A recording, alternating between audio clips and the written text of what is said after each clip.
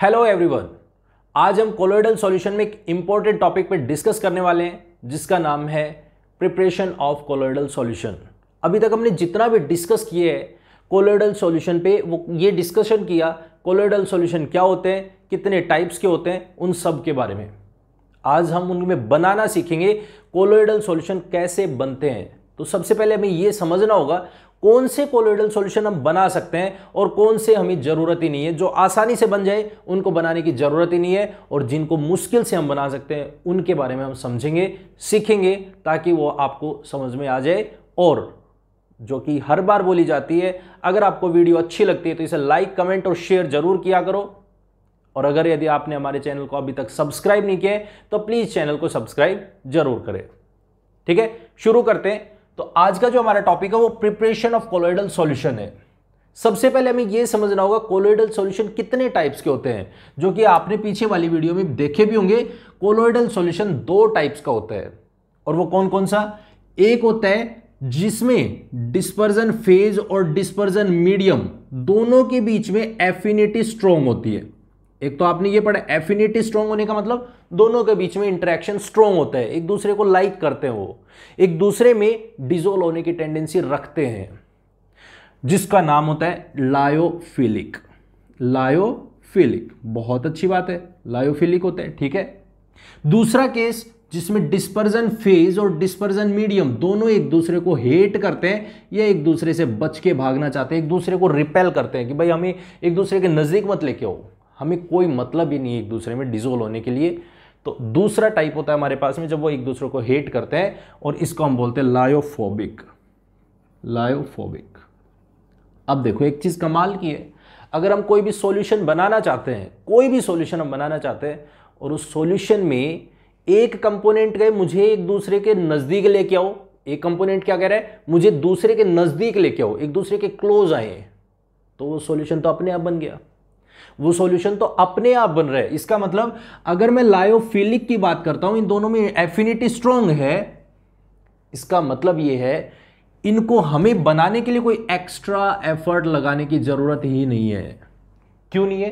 क्योंकि जैसे हम इनको एक दूसरे में डिसोल्व करेंगे ये मिक्स हो जाएंगे, मिक्स हो जाएंगे तो वो सॉल्यूशन बन गया, और वही तो कोलोइडल सॉल्यूशन है। हम तो सॉल्यूशन ही बना रहे हैं भाई, डिस्पर्जन फेज को और मीडियम को दोनों को मिक्स करने हैं। अगर यदि ये आराम से मिक्स हो रहे हैं तो इसका मतलब हम अगर इनको देखते हैं तो ये सिंपल शेकिंग से ये आराम से बन सकते हैं। सिंपल शेकिंग से, जैसे लस्सी है, पानी में डाल दो डिसोल्व हो जाएगी, थोड़ी देर के लिए रख दो सेटल डाउन हो जाएगी, पानी ऊपर आ जाएगा, लस्सी नीचे चली जाएगी, शेक कर दो वापस से बन गया। मतलब हमें इसके लिए कोई लैब में प्रैक्टिकल एक्सपेरिमेंट करने की जरूरत नहीं है। इसका मतलब इनको बनाना आसान है तो हम इनके बारे में कोई स्टडी नहीं करें तो ही बेहतर है। कोई ज़्यादा इसके बारे में डिस्कस करना हमारे लिए कोई इंपॉर्टेंट नहीं है। इंपॉर्टेंट वहाँ बनता है जब दो लोग हों और वो दोनों एक दूसरे को हेट करें, एक दूसरे से दूर भागे, एक दूसरे से बच के भागना चाहें, उस केस में सबसे ज़्यादा ज़रूरत होती है, और वो है हमारे पास में लायोफोबिक। और लायोफोबिक में क्या होता है, डिस्पर्जन फेज डिस्पर्जन मीडियम को देख के दूर भागता है, भाई इसको मेरे से दूर लेके चले जाओ, इसको पास मत लेके आओ। उस केस में हमें यह देखना इन दोनों के बीच समझौता कैसे करवाएं, इन दोनों के बीच में इंटरेक्शन कैसे करवाएं, हमें यह चीज समझनी है। और ये चीज समझ में आ गई तो हम आराम से इनका कोलोइडल सॉल्यूशन बनाना सीखते हैं। इसका मतलब ये है हम जो भी अब इसमें डिस्कस करेंगे वो सारे का सारा लायोफोबिक के लिए डिस्कस करेंगे। लायोफोबिक कोलोइडल सॉल्यूशन कैसे बनते हैं, कैसे प्रिपेयर होते हैं, उनके बारे में हमें समझ रहे हैं। बात समझ में आ गई? ये हमारा ओवरव्यू है जहां पे हम डिस्कस करेंगे लायोफोबिक कोलोइडल सॉल्यूशंस को कैसे बनाएं, कैसे प्रिपरेशन कर सकते हैं, और इनके लिए क्या क्या मेथड है जिनके बेस पे हम कोलोइडल सॉल्यूशंस को बनाते हैं, तो उनके बारे में हम समझने की कोशिश करते हैं। सबसे पहली चीज अगर यदि हम देखें तो कोलोइडल सॉल्यूशन लायोफोबिक को बनाना है तो उसको बनाने के लिए हमारे पास में दो तरीके के मेथड होते हैं, दो मेथड होते हैं। एक method that is dispersion method, जिसको हम नाम देते हैं डिस्पर्जन। डिस्पर्जन भी बोल देते हैं या डिसइंटीग्रेशन भी बोल देते हैं, दोनों चीजें एक ही है।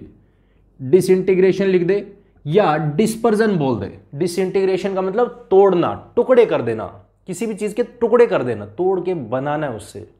एक तो ये है, और दूसरा हमारे पास में दैट इज डिस्पर्जन हो गया और दूसरा कंडेंसेशन, मतलब कंडेंस करने, कंडेंसेशन मेथड। हमारे पास ये दो तरीके के मेथड होते हैं जिनके बेसिस पे हम कोलोइडल सॉल्यूशंस को बनाते हैं। अब पहला मेथड कौन सा है? पहला मेथड है डिस्पर्जन मेथड या डिसइंटीग्रेशन मेथड। इसको भी हम फर्दर दो टाइप्स में क्लासिफाई करते हैं, और वो कौन कौन से? जो कि सबसे इंपॉर्टेंट होता है ब्रेडिग्स arc method. Arc method, arc मतलब जब इसमें नाम ही आ रहा आर्क है तो इसका मतलब इसमें कहीं ना कहीं चिंगारी होगी, आग लगने वाली है। और दूसरा केस जिसका नाम होता है पेप्टाइजेशन, जो कि वेरी वेरी इंपॉर्टेंट पॉइंट होता है, पढ़ना और समझना हमारे लिए बहुत इंपॉर्टेंट और बहुत ज़्यादा जरूरी है। क्लियर हो गया? चलो नेक्स्ट पॉइंट की बात करें, कंडेंसेशन। तो इसमें हमें रिएक्शंस पढ़नी होती है, और रिएक्शंस के बेस पे हमें 4 रिएक्शंस को मेजरली क्लासिफाई करना होता है इसमें। और वो कौन कौन सी हैं? 4 रिएक्शंस कौन कौन सी है? एक रिएक्शन जिसको हम बोलते हैं double displacement reaction. Double displacement, पहला डबल डिस्प्लेसमेंट। दो रिएक्शंस जो होती हैं वो रेडॉक्स पे बेस होती हैं, एक ऑक्सीडेशन और दूसरी रिडक्शन।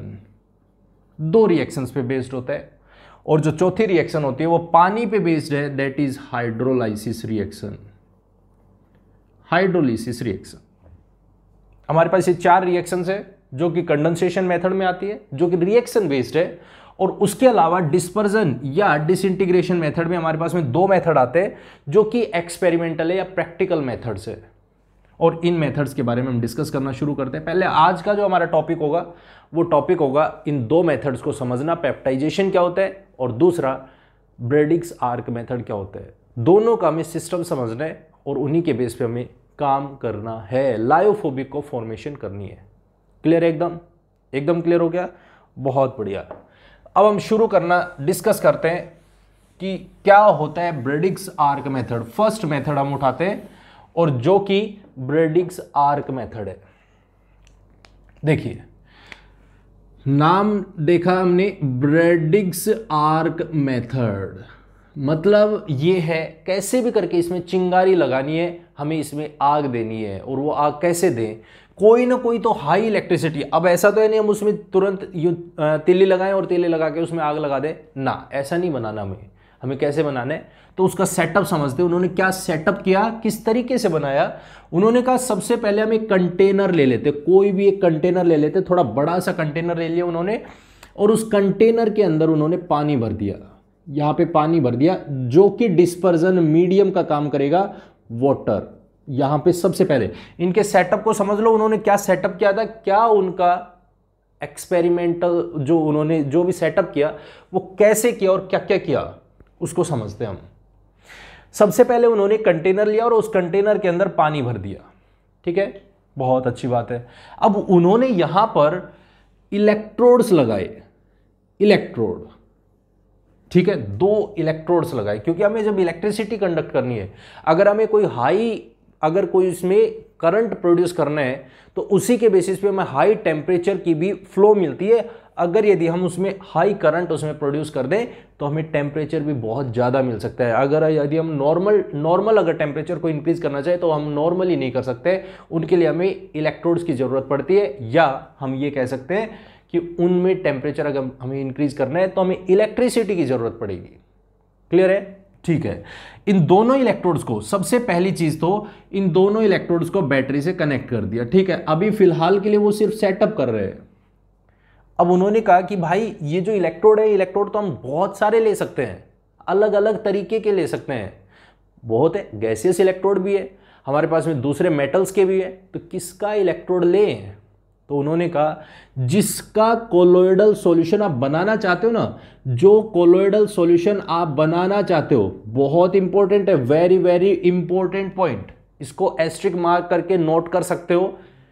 कोलोइडल सॉल्यूशन जिसका भी बनाना चाहते हो, जिस मेटल का कोलोइडल सॉल्यूशन बनाना चाहते हो, इलेक्ट्रोड भी उसी का होना चाहिए। अगर यदि मान लो इन्होंने मेजरली जो कंपोनेंट लिए वो गोल्ड के लिए बनाया, सिल्वर के लिए बनाया और प्लेटिनम के लिए, मतलब जो इनर्ट मेटल्स है उनके लिए इन्होंने मेजरली इस पे काम किया। उन्होंने कहा अगर यदि आप गोल्ड का कोलोइडल पार्टिकल बनाना चाहते हो तो ये इलेक्ट्रोड भी गोल्ड का ही होना चाहिए।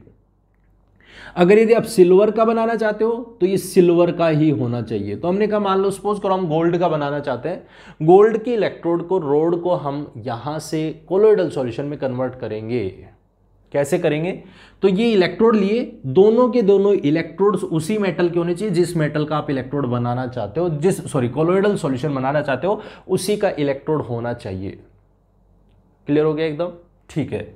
अब यहां से उन्होंने क्या किया, इसको हाई इलेक्ट्रिसिटी प्रोड्यूस करवानी शुरू की। ये पूरा इलेक्ट्रोड है, ये भी इलेक्ट्रोड है। जैसे ही हाई इलेक्ट्रिसिटी प्रोड्यूस की, इसके अंदर एक इलेक्ट्रिक आर्क प्रोड्यूस होती है। आर्क प्रोड्यूस होगा, आर्क का मतलब चिंगारी प्रोड्यूस होती है, मतलब टेम्परेचर, हाई टेम्परेचर हमारे पास में प्रोड्यूस होता है। जैसे इलेक्ट्रिसिटी से कनेक्ट किया, हाई टेम्परेचर हमें फ्लो करने को मिलता है, देखने को मिलता है। और जैसे चिंगारी मिलेगी, टेम्परेचर मिलेगा, तो ऑब्वियस ही बात है ये रोड डिसोसिएट होना शुरू होगी। रोड डिसोसिएट होना स्टार्ट होती है, और जब टूटेगी तो ऑब्वियस ही बात है उसको हाइयर टेम्परेचर मिल रहा है, तो वो चीज तुरंत गैसियस स्टेट में कन्वर्ट हो जाएगी। जब वो डिसोसिएट होगा, लिक्विड में आएगा, सॉलिड है, सॉलिड से लिक्विड में आएगा, और जब उसको हाइयर टेम्परेचर मिला हुआ है तो ऑब्वियस ही बात है वो गैसियस स्टेट में जाने की कोशिश करेगी। और जब ये गैसियस स्टेट में जाएगी तो आपको भी पता है गैस है, तो गैस एक जगह रुकने वाली नहीं है, वो तुरंत ऊपर भागने की कोशिश करेगी, उड़ के जाएगी, ऊपर उठ के जाने की कोशिश करेगी, क्योंकि गैस है तो वो तुरंत उड़ के जाएगी। और उड़ के जाएगी तो यहीं पे एक दिमाग खराब करने वाली बात आ गई। जिस चीज का हम कोलोइडल सॉल्यूशन बनाना चाह रहे हैं वो तो उड़ के ऊपर चला गया। सोना था, सोना तो ऊपर चला गया, तो हमारे पास बचा क्या? कुछ नहीं बचा। फिर तो हमें बनाना है इसका कोलोइडल पार्टिकल, मतलब क्योंकि रोड है, इसका साइज तो बहुत बड़ा है। साइज का जो हमारे पास रोड है, इसका साइज तो बहुत बड़ा है, हमें तो इसको छोटे छोटे पार्टिकल में कन्वर्ट करना है। मतलब इसकी रेंज लेके आनी है 10 की पावर -4 से -6 के बीच में। तो ऑब्वियस ही बात है हमें अब इसको जो हमारे पास में पार्टिकल्स इवेपोरेट हो रहे हैं ना, इसको रोकना है, अपोज करना है, ताकि ये ऊपर ना जाए। तो इसके लिए उन्होंने कहा कि भाई एक काम करो, अगर यदि ये गैस बनने से पहले ही ये ठंडी हो जाए, ये गैस बन के जो ऊपर जा रही है ना, ये ठंडा हो जाए। अगर ये ठंडा हो गया तो तुरंत नीचे कंडेंस होगा तो नीचे बैठना शुरू करेगा। तो इन्होंने क्या किया, यहाँ पे चारों तरफ इसके आइस क्यूब भर दी, आइस भर दी इसके, यहाँ पे इधर आइस भर दी, पूरा बहुत बड़ा कंटेनर लिया और इसके अंदर आइस भर दी है। और जैसे आइस भरी तो पूरा एनवायरनमेंट जो है इसका, पूरा जो सराउंडिंग है इसका, वो ठंडा नजर आ रहा है इसको। और जब ठंडा नजर आ रहा है तो यहाँ से जो गैस के पार्टिकल्स यहाँ से बाहर निकल रहे हैं ना, वो तुरंत कंडेंस होंगे तो यहाँ पे वो पड़ना शुरू हो जाएंगे, नीचे गिरना शुरू हो जाएंगे। अब एक और भी प्रॉब्लम आ गई, और वो प्रॉब्लम ये आई, जब ये पार्टिकल्स एक दूसरे के बगल में पड़ रहे थे, एक दूसरे के बगल में, एक दूसरे के ऊपर जब पड़ रहे थे, तो ये पहले तो छोटा पार्टिकल था, और जैसे ही एक दूसरे के ऊपर गिरे तो दूसरा पार्टिकल इसके ऊपर गिरा, तीसरा पार्टिकल इसके ऊपर गिरा, चौथा पार्टिकल गिर गया, पांचवा गिर गया। ये तो बल्कियर साइज बना रहे, ये तो साइज बल्कि बनाता चला गया। और अब यहां पे एक सबसे बड़ा ट्विस्ट आया कि इस बल्कि साइज को भी रोको। पहले तो ये इसको रोक रहे थे कि इवेपोरेशन को रोको, तो उन्होंने आइस लगा दी। अब वो कह रहे हैं कि भाई अब ये बल्कि साइज ना बने, इसको रोको अब। तो इसके लिए उन्होंने क्या किया, बाहर से एक इलेक्ट्रोलाइट इसमें ऐड कर दिया। क्या ऐड किया? इलेक्ट्रोलाइट ऐड कर दिया। और इलेक्ट्रोलाइट आप जानते हो, जैसे वो पानी में जाएगा, वाटर में जाएगा, वाटर में जाते क्या होगा, डिसोसिएट होगा, और जैसे वो डिसोसिएट होगा, डिसोसिएट होते ही वो आयंस जनरेट कर देगा। मेजरली उन्होंने जो लिया यहाँ पे KOH ले लिया, पोटाशियम हाइड्रोक्साइड इलेक्ट्रोलाइट उन्होंने लिया और वो इसमें ऐड कर दिया। और जैसे वो डाला, पार्टिकल जैसे ही यहां पे टूट के गिरा, टूट के गिरते क्या होगा, आयन है, जो OH आयन है वो इसके सराउंडिंग में आके बैठ गया। ठीक है भाई, एक पार्टिकल है, इसके सराउंडिंग में नेगेटिव चार्ज आके बैठ गया, नेगेटिव चार्ज आ गया। दूसरा पार्टिकल आया, उसके ऊपर भी नेगेटिव चार्ज आ गया, इस तरीके से। तीसरा पार्टिकल है, उसके ऊपर भी नेगेटिव चार्ज आ गया, इस तरीके से। अब ये जब एक दूसरे के ऊपर बैठना शुरू करेंगे ना, तो उससे पहले इनका जो चार्ज होगा वो इंटरेक्शन करना शुरू कर देगा। मतलब जैसे वो चार्ज इंटरेक्शन में आएगा तो चार्ज, सेम चार्ज क्या करते हैं, रिपेल करते हैं, आप बहुत अच्छे से जानते हो। और जैसे ही इनमें रिपल्सन होगा ना, ये पार्टिकल एक दूसरे को चिपकना नहीं, एक दूसरे से दूर भागना शुरू करेंगे। और जब दूर भागेंगे तो ये बात आपको पता ही है, ये पार्टिकल एक दूसरे को चिपकेंगे नहीं, अब ये दूर दूर पड़े रह जाएंगे, दूर दूर पड़े रह जाएंगे, और इनकी साइज रेंज इसी में आ जाएगी। इसको बोला उन्होंने ब्रैडिग्स आर्क मेथड, जिसको गोल्ड को, अगर यदि हम गोल्ड को डायरेक्टली पानी में डिजोल्व करने की कोशिश करें तो गोल्ड पानी में डिजोल्व थोड़ी होता है। आप हाथ में पहन रहे हो, कोई अंगूठी पहन रहे हो, आपने क्या किया, आप पानी में जाओगे, पानी में जैसे हाथ डालोगे तो इसका मतलब वो थोड़ी है कि पानी में डिजोल्व हो गई, नहीं, वो पानी में डिजोल्व नहीं होती है। तो अब उसका कोलोइडल सोल बनाएंगे तो उसके लिए हमें इसका यूज करना पड़ेगा, ब्रैडिग्स आर्क मेथड। इसी को बोला ब्रैडिग्स आर्क मेथड। आई होप आपको बहुत अच्छे से समझ में आ गया होगा, एकदम क्लियर हो गया। सबसे पहला, दोबारा से मैं आपको सेटअप दोबारा से बता रहा हूं, क्या किया उन्होंने किया, सबसे पहला काम, एक कंटेनर लिया, कंटेनर में पानी भर दिया, पानी भरने के बाद में उन्होंने इलेक्ट्रोड सप्लाई कर दिए। अब वो इलेक्ट्रोड उसी एलिमेंट के होंगे, उसी मेटल के होंगे जिसका हमें कोलोइडल सॉल्यूशन बनाना है, उसी के है। और उसमें हाई इलेक्ट्रिसिटी जब हम करंट प्रोड्यूस करेंगे तो वहां से आर्क जनरेट होती है, और आर्क जनरेट होती है तो ये रोड डिसोसिएट होना शुरू होती है, ये जो इलेक्ट्रोड है वो डिसोसिएट होना शुरू होता है। जब ये टूटेगा तो वेपराइजेशन होगा, और इस वेपराइजेशन को रोकने के लिए चारों तरफ आइस क्यूब लगा देते हैं, आइस लगा देते हैं।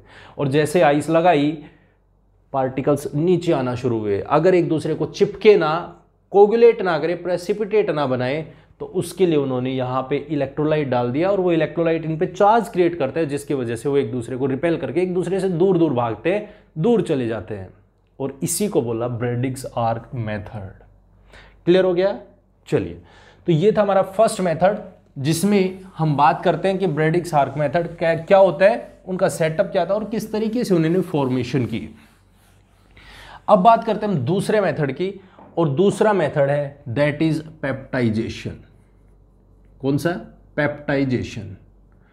पेप्टाइजेशन बहुत इंपॉर्टेंट, बहुत ज्यादा पूछा जाने वाला कॉन्सेप्ट है, बहुत ज्यादा पूछा जाता है। तो ये क्या कहता है? ये कहता है कि ऑब्वियस सी बात है, हम जो चीज पढ़ रहे हैं ना, वो चीज पढ़ तो किसके लिए रहे हैं? वो चीज हम पढ़ रहे हैं उनके लिए, या ऐसे पार्टिकल्स के लिए जो आसानी से डिसोल्व ना हो सके। तो इसका मतलब ये किसी न किसी सॉलिड की बात कर रहे हैं। भाई हम किसी सॉलिड को किसी भी लिक्विड में डिसोल्व करने की कोशिश कर रहे हैं, कोई भी सॉलिड है उसको लिक्विड में डिसोल्व करने की कोशिश कर रहे हैं, और वो सॉलिड क्या होगा? तो यहां पे इसकी जो सबसे खास बात थी, वो बात ये थी, पेप्टाइजेशन जो वर्ड है ना, ये एक्चुअल में प्रेसिपिटेशन से ही बना है। प्रेसिपिटेट से बना है, कि हमारे पास में कोई भी प्रेसिपिटेट होगा, लेकिन अब वो प्रेसिपिटेट कैसा होगा? किसी प्रेसिपिटेट को हम लिक्विड में डिसोल्व करें, पानी में डिसोल्व करें उसको, और वहां से हम एक सॉल्यूशन बनाएंगे, that is known as the colloidal solution of peptization method. अब वो क्या है, कैसे है, उसको समझो। तो उन्होंने सबसे पहली बात कही, देखो भाई, अगर यदि पेप्टाइजेशन मेथड बनाना है तो आपको प्रेसिपिटेट चाहिए। बहुत अच्छी बात है, प्रेसिपिटेट तो हम ला देंगे, इसमें तो कोई दिक्कत ही नहीं है, प्रेसिपिटेट हम ला देंगे। हमारे पास में प्रेसिपिटेट बहुत सारे पड़े हुए हैं, काफ़ी लंबे टाइम से पड़े हुए हैं, बहुत सारे प्रेसिपिटेट बनाए। बोले ना, ऐसा नहीं है, प्रेसिपिटेट तो दुनिया भर के हैं, लेकिन उनमें खास चीज़ ये है कि वो प्रेसिपिटेट फ्रेश होने चाहिए, मतलब वो ताज़ा बने होने चाहिए, अभी के बने होने चाहिए। आपने इधर प्रेसिपिटेट बनाया, इधर कोलोइडल सॉल्यूशन बनाने चल पड़े, ऐसा नहीं है उसको 10 दिनों तक रखो, 20 दिनों के बाद यूज़ कर रहे हो, या साल भर बाद यूज़ कर रहे हो। अगर ऐसा करते हो तो उनमें ऑक्सीडेशन, रिडक्शन, बहुत सारे टाइप की रिएक्शंस हो सकती है, ऐसा नहीं चाहिए। वो क्या होने चाहिए? फ्रेश पीपीटी होने चाहिए, फ्रेश पीपीटी हो, अभी का बनाओ। बहुत अच्छी बात है। पहली चीज़ तो हमने कहा कि ये आपकी कंडीशन है, बोले हाँ ये मेरी फर्स्ट कंडीशन है, ठीक है, ये तो इनकी फर्स्ट कंडीशन हो गई। दूसरी कंडीशन क्या है? दूसरी कंडीशन ये बोल दी कि इस पीपीटी को अगर मुझे डिसोल्व करना है तो मुझे किसी इलेक्ट्रोलाइट की जरूरत पड़ेगी, किसी न किसी इलेक्ट्रोलाइट की तो मुझे जरूरत पड़ेगी ही पड़ेगी।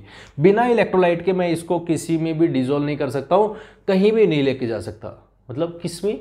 फ्रेश पीपीटी को इलेक्ट्रोलाइट की, हाँ। और इलेक्ट्रोलाइट में भी दूसरी बात ये बोली कि भाई इसकी भी कंडीशन सुन लो, आयन कॉमन होना चाहिए। मतलब क्या हुआ भाई, ये आयन कॉमन होना चाहिए मतलब इलेक्ट्रोलाइट जो भी लोगे, आप जिसका भी पीपीटी बनाना चाह रहे हो,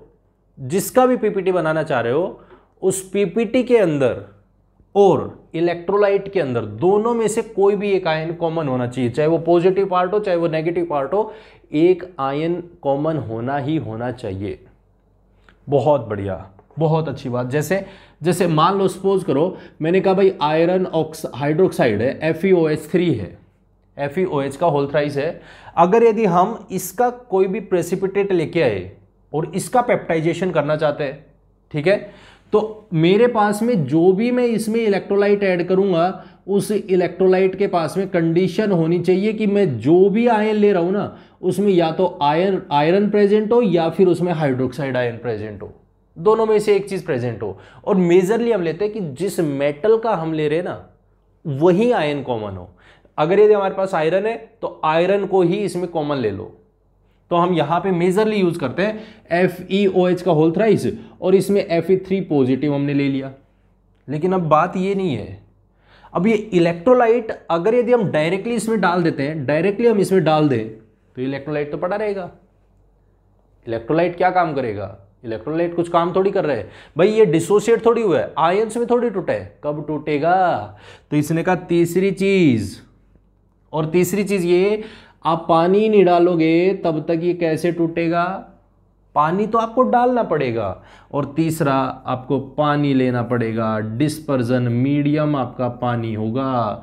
अदरवाइज अगर इलेक्ट्रोलाइट आया तो वो तो बैठा वेट करेगा कि भाई मैं कब टूटूं, टूटने के लिए मेरे को जगह तो दो। बात क्लियर है? तो इस तरीके से हमारे पास में ये आता है, ये प्रोसेस आता है। और उनकी ध्यान से सुनो, फिर दोबारा से बोल रहा हूं, इनके कौन कौन से स्टेप्स थे। पहला, फ्रेश पीपीटी होना चाहिए, फर्स्ट स्टेप। दूसरा, जो भी इलेक्ट्रोलाइट हम ले रहे हैं उसमें आयन कॉमन होना चाहिए। और तीसरा, पानी होना चाहिए। जब इन तीनों को हम मिला देंगे तो हमारे पास में जो भी पीपीटी बन के आएगा, जो भी कोलोइडल सॉल्यूशन बनेगा, वो सॉल्यूशन पेप्टाइजेशन प्रोसेस होगी या पेप्टाइजेशन मेथड होगा। बात समझ में आ गई? तो these are two methods on the basis of किसके? डिस्पर्जन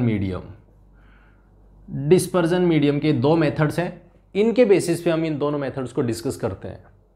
बात क्लियर हो गई एकदम? आई होप आपको ये दोनों मेथड समझ में आ गए होंगे, एकदम क्लियर हो गए होंगे। अगर फिर भी आपका कोई भी डाउट रहता है तो उसे कमेंट बॉक्स में जरूर मेंशन करें। और अगर आपको हमारा वीडियो पसंद आ रहा है तो इसे लाइक, कमेंट और शेयर दोबारा से करें, और ज़्यादा से ज़्यादा शेयर करें। ठीक है? Thank you very much and have a nice day. Bye bye, take care.